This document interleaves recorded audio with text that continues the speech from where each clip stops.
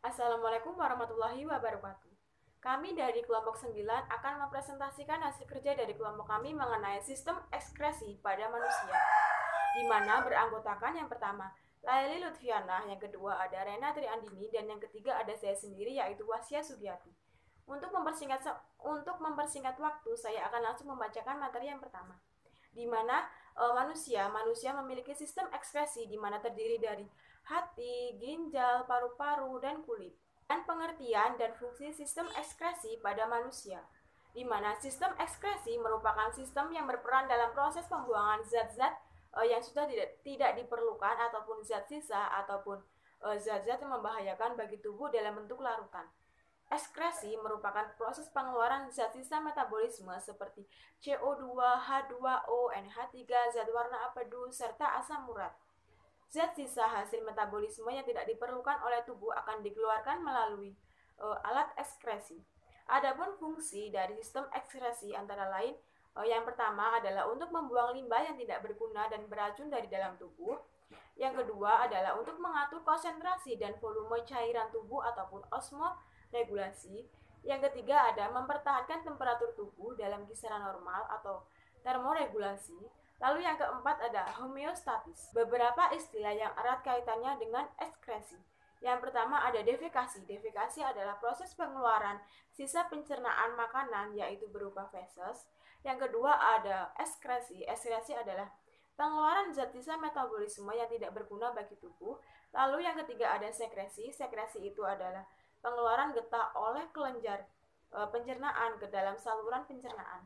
Lalu yang keempat ada eliminasi, di mana eliminasi adalah proses pengeluaran zat dari rongga tubuh, yaitu baik rongga tubuh kecil seperti saluran mata, untuk rongga tubuh besar seperti saluran usus. Organ dan fungsi sistem ekskresi pada manusia. Yang pertama ada kulit, di mana pada sistem ekskresi manusia, sistem metabolisme diserap dari darah, kemudian diproses dan akhirnya dikeluarkan lewat alat-alat ekskresi. Kulit adalah organ pelindung yang menutup seluruh permukaan tubuh. Kulit merupakan lapisan sangat tipis dan tebalnya hanya beberapa milimeter. Kulit tersusun atas 3 lapisan, yaitu yang pertama ada epidermis ataupun lapisan luar atau juga disebut dengan kulit ari. Lalu yang kedua ada dermis, yaitu lapisan dalam atau lapisan jangat ataupun kulit jangat. Lalu yang ketiga ada hipodermis, di mana hipodermis adalah jaringan ikat di bawah kulit. Lalu ada fungsi kulit. Yang pertama adalah untuk organ pengantar panas, yang kedua untuk pelindung jaringan, lalu yang ketiga ada tempat penyimpanan, yang keempat adalah alat indera, yang kelima adalah alat pengeluaran, dan yang terakhir adalah pembentuk vitamin. Kemudian sistem ekskresi manusia lainnya yaitu adalah paru-paru, di mana paru-paru manusia berjumlah 2 ataupun sepasang. Selain sebagai alat pernapasan, paru-paru juga berfungsi sebagai alat pengeluaran. Zat yang dikeluarkan oleh paru-paru adalah karbon dioksida ataupun CO2 dan uap air yaitu H2O yang dihasilkan dari proses pernapasan. Jadi, tugas paru-paru adalah mengeluarkan karbon dioksida dan uap air yang tidak digunakan dari dalam tubuh. Untuk materi berikutnya akan dilanjutkan oleh saudari Laili Lutfiana. Kemudian sistem ekskresi yang kedua adalah paru-paru, di mana paru-paru manusia berjumlah sepasang. Selain sebagai alat pernapasan, paru-paru juga berfungsi sebagai alat pengeluaran. Zat yang dikeluarkan oleh paru-paru adalah karbon dioksida dan uap air ataupun H2O yang dihasilkan dari proses pernapasan. Jadi, tugas paru-paru adalah mengeluarkan karbon dioksida atau CO2 dan uap air yang tidak digunakan lagi oleh tubuh. Selanjutnya adalah fungsi paru-paru. Paru-paru merupakan organ yang sangat vital bagi kehidupan manusia, karena tanpa paru-paru manusia tidak dapat hidup. Dalam sistem ekskresi, paru-paru berfungsi untuk mengeluarkan karbon dioksida atau CO2 dan uap air atau H2O. Karbon dioksida dan air yang dihasilkan pada setiap metabolisme karbohidrat dan juga lemak yang dikeluarkan dari sel-sel jaringan tubuh dan masuk ke dalam aliran darah. Selanjutnya adalah ginjal. Ginjal atau ren disebut juga buah pinggang karena buahnya seperti biji buah kacang merah. Ginjal terletak di kanan dan kiri tulang pinggang yaitu dalam rongga perut pada dinding tubuh dorsal. Ginjal berjumlah 2 buah, berwarna merah keunguan pada kanan dan yang kiri terletak agak tinggi dari kanan. Ginjal tersusun atas kulit ginjal atau korteks, sumsum ginjal atau medula, dan juga rongga ginjal atau pelvis. Pada kulit ginjal, terdapat neufron yang berfungsi sebagai alat penyaring darah. Korteks mengandung lebih kurangnya 1 juta neufron. Setiap neufron tersusun atas badan Malpighi dan saluran panjang atau tubulus yang berkelok-kelok. Badan Malpighi tersusun atas glomerulus dan juga kapsul Bowman. Glomerulus merupakan untaian pembuluh darah kapiler tempat darah disaring. Tubulus ginjal terdiri atas tubulus contortus proximal, lengkung Henle, tubulus contortus distal, dan tubulus collectivus. Lengkung Henle adalah bagian tubulus yang melengkung pada daerah medula dan berhubungan dengan tubulus proximal. Dan tubulus distal. Bagian lengkung Henle ada 2, yaitu lengkung Henle yang melengkung ke atas atau ascendent dan juga lengkung Henle yang melengkung ke bawah atau descendent. Di dalam ginjal terdapat rangkaian yaitu proses filtrasi, reabsorpsi, dan juga augmentasi. Filtrasi yang berarti penyaringan. Filtrasi terjadi pada kapiler glomerulus pada kapsul Bowman. Pada glomerulus terdapat sel-sel endotelium kapiler yang berpori atau podosit, sehingga mempermudah proses penyaringan. Beberapa faktor yang mempermudah proses penyaringan adalah tekanan hidrolik dan permeabilitas yang tinggi pada glomerulus.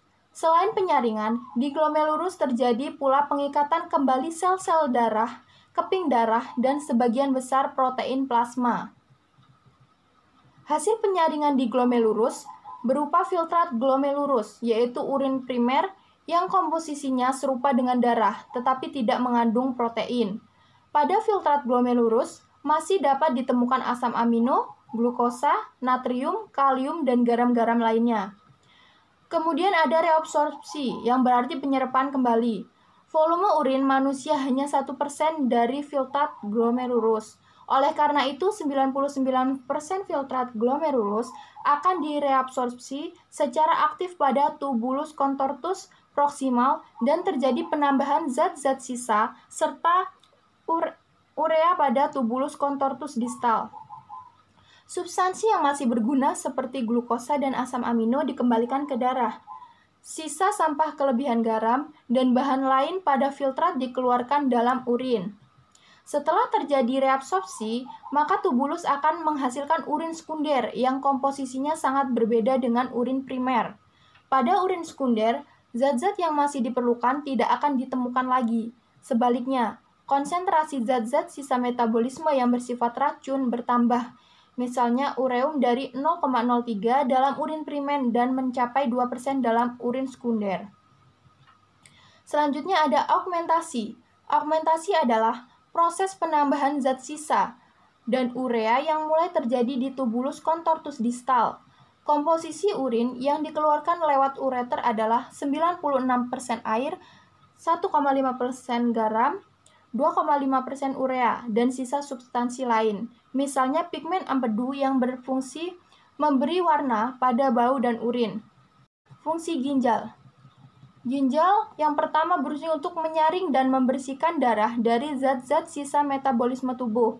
Yang kedua, mengekresikan zat yang jumlahnya berlebihan. Yang ketiga adalah reabsorpsi atau penyerapan kembali elektrolit tertentu yang dilakukan oleh bagian tubulus ginjal.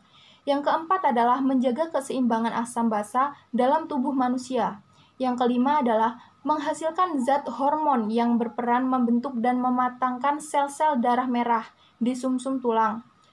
Yang keenam adalah mengekspresikan zat-zat yang merugikan bagi tubuh antara lain urea, asam, amoniak, akretiatin, garam anorganik, bakteria, dan juga obat-obatan. Yang ketujuh adalah mengekspresikan kelebihan gula dalam darah. 8.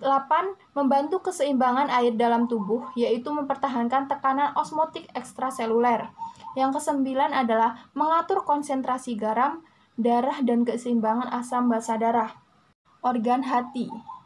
Hati merupakan kelenjar terbesar yang terdapat dalam tubuh manusia. Letaknya di dalam rongga perut sebelah kanan atas, berwarna merah tua dengan berat mencapai 2 kg pada orang dewasa. Hati terbagi 2 lobus, yaitu kanan dan kiri.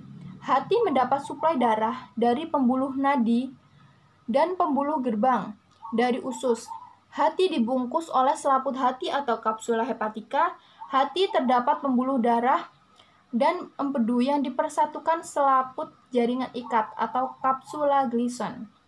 Hati juga terdapat sel-sel pemberontak sel darah merah yang telah tua yang disebut dengan histiosit. Sebagai alat ekskresi, hati menghasilkan empedu yang merupakan cairan jernih kehijauan. Di dalamnya mengandung zat warna empedu atau bilirubin, garam empedu, kolesterol, dan juga bakteri sebagai obat-obatan. Zat warna empedu terbentuk dari rombakan eritrosit yang telah tua atau rusak akan ditangkap oleh histiosit yang selanjutnya dirombak dan hemoglobin dilepas. Zat racun yang masuk ke dalam tubuh akan disaring terlebih dahulu di hati sebelum beredar ke seluruh tubuh. Fungsi utama hati. Yang pertama yaitu membantu dalam metabolisme karbohidrat. Dalam metabolisme karbohidrat, hati ini mampu mengontrol kadar gula dalam darah. Kemudian, membantu metabolisme lemak, di mana hati ini mampu menghasilkan asam lemak dari asetil koenzim A yang dapat digunakan dalam membantu proses beta oksidasi. Kemudian, membantu metabolisme protein. Dalam metabolisme protein, hati ini berfungsi untuk mengubah asam-asam amino agar dapat digunakan sebagai energi atau diubah menjadi karbohidrat dan lemak. Kemudian, sebagai tempat penyimpanan. Selain glikogen, hati ini juga digunakan sebagai tempat penyimpanan vitamin seperti vitamin A, B12, D, E, dan K, serta mineral Fe dan Co. Kemudian, menetralisir obat-obatan dan hormon. Sebagai fagosit, sel-sel Kupffer dalam hati ini mampu memakan sel darah merah yang rusak serta bakteri. Kemudian, mensekresi cairan empedu, mengaktifkan vitamin D, mensintesis garam-garam empedu, dan juga menghasilkan kolesterol tubuh. Selanjutnya, kita akan membahas mengenai gangguan pada organ sistem ekskresi manusia. Yang pertama, ada gangguan pada kulit. Gangguan pada kulit ini contohnya yaitu biduran. Biduran ini disebabkan oleh udara yang dingin, alergi makanan, dan alergi bahan kimia. Biduran ini ditandai dengan timbulnya bentol-bentol tidak beraturan yang terasa gatal. Kemudian yang kedua ada ringworm. Ringworm ini adalah sejenis jamur yang menginfeksi kulit. Infeksinya ditandai dengan timbulnya bercak lingkaran di kulit. Pencegahan penyakit ini dilakukan dengan menjaga kulit agar tetap kering dan tidak lembab. Kemudian yang ketiga ada psoriasis. Penyebab pasti dari penyakit ini belum bisa ditentukan, tetapi hasil dari banyak penelitian, penyakit ini disebabkan karena adanya gangguan pada sistem kekebalan tubuh. Ada 2 tipe sel darah putih yang berperan dalam sistem kekebalan tubuh kita, yaitu sel limfosit T dan limfosit B. Pada psoriasis terjadi aktivasi limfosit T yang tidak normal di kulit, sehingga menyebabkan kulit meradang secara berlebihan. Kemudian yang keempat ada kanker kulit. Kanker kulit ini disebabkan oleh penerimaan sinar matahari yang berlebihan. Penyakit ini lebih sering menyerang orang yang berkulit putih atau terang karena warna kulit tersebut itu lebih sensitif terhadap sinar matahari. Pencegahan yang dapat dilakukan dengan tabir surya atau menghindari kotak dengan sinar matahari yang terlalu banyak. Yang kedua yaitu gangguan pada paru-paru. Gangguan pada paru-paru ini contohnya adalah asma atau sesak nafas. Asma ini merupakan penyempitan saluran pernafasan utama pada paru-paru. Gejala yang ditimbulkan yaitu ditandai dengan susah untuk bernafas atau sesak nafas. Penyakit ini tidak menular tetapi bersifat menurun. Kemudian ada tuberkulosis atau yang sering kita kenal dengan TBC. TBC ini merupakan penyakit yang disebabkan oleh bakteri Mycobacterium tuberculosis yang menyerang paru-paru sehingga pada bagian dalam alveolus itu terdapat bintil-bintil. TBC ini dapat menyebabkan kematian. Selanjutnya yang ketiga ada gangguan pada ginjal. Gangguan pada ginjal ini contohnya yang pertama ada batu ginjal. Batu ginjal adalah gangguan yang terjadi dengan gejala penggumpalan batu ginjal karena terjadi stagnasi urin. Yang kedua ada gagal ginjal. Gagal ginjal adalah penyakit yang menyebabkan tidak terbentuknya urin atau anuria, sehingga apabila sudah parah dapat menyebabkan nefritis, pendarahan, dan jantung berhenti bekerja secara tiba-tiba.